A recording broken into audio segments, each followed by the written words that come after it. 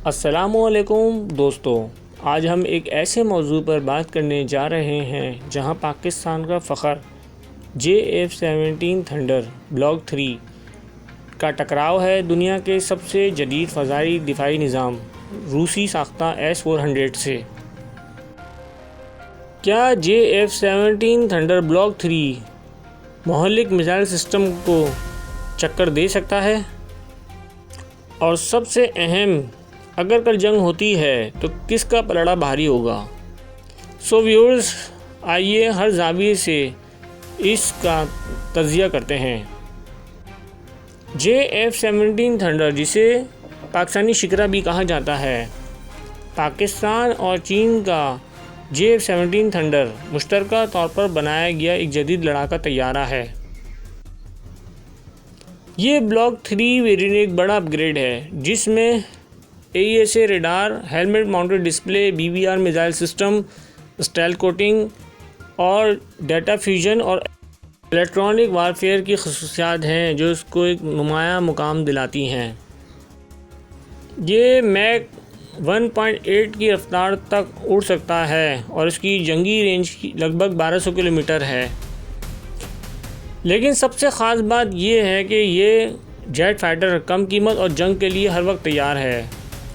पाकिस्तान ने ख़ास तौर पर अपने मल्टी रोल कॉम्बैट की ज़रूरत के लिए इसको डिज़ाइन किया है।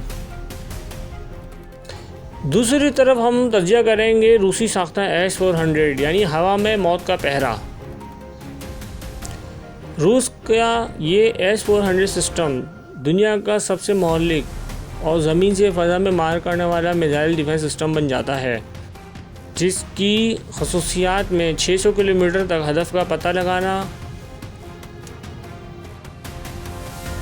36 अहदाफ को एक साथ मशगूल करने की सलाहियत, मुख्तलिफ ऊंचाई और रफ्तार के 4 मुख्तलिफ किस्म के मिसाइल यानी कि लड़ाका तैयारे, स्टेल्थ तैयारे, ड्रोन, क्रूज़ मिसाइल सब इसके शिकार हैं।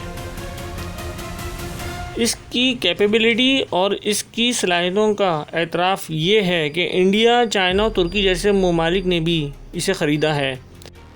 इन तमाम ममालिक का एक ही मकसद है कि अपनी एयरफील्ड्स को नो फ्लाई जोन बनाना। इन दोनों तज्ज़ियों के बाद ये सवाल उठता है कि क्या JF-17 थंडर ब्लॉक 3 S-400 जैसे सिस्टम को चक्कर दे सकता है? हमें इस बात को मद्देनज़र रखना होगा कि JF-17 थंडर ब्लॉक 3 भले कितना ही एडवांस हो, लेकिन ये 4+ जेट फाइटर है, ये स्टेल्थ फाइटर नहीं है। JF-17 थंडर में रेडार क्रॉस सेक्शन तो मौजूद है, मगर वो इतना स्ट्रॉन्ग नहीं है कि S-400 को चकमा दे सके। डिफेंस एनालिस्ट का कहना है कि JF-17 थंडर अगर 200-300 किलोमीटर अंदर आता है S-400 के रेडार के अंदर, तो मिसाइल हमले का ख़तरा बढ़ जाता है।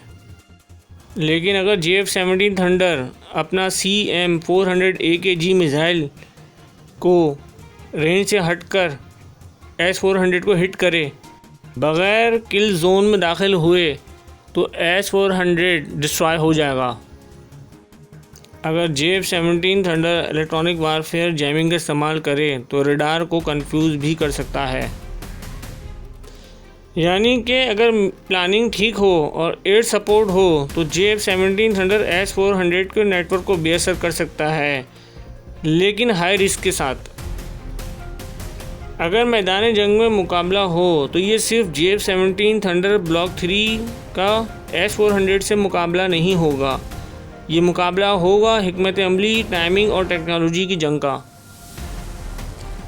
कंक्लूजन ये है कि S-400 अगर ब्लॉक 3 पर हमला करे तो JF-17 थंडर अपनी परफेक्ट हिकमत अमली और टाइमिंग की वजह से मिसाइलों से बच सकता है।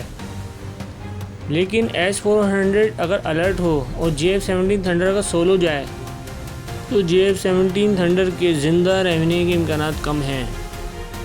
फ़ज़ाई ग़लबा JF-17 का मजबूत नुक्ता है, लेकिन S-400 को गिराना एक ख़तरनाक मिशन होगा।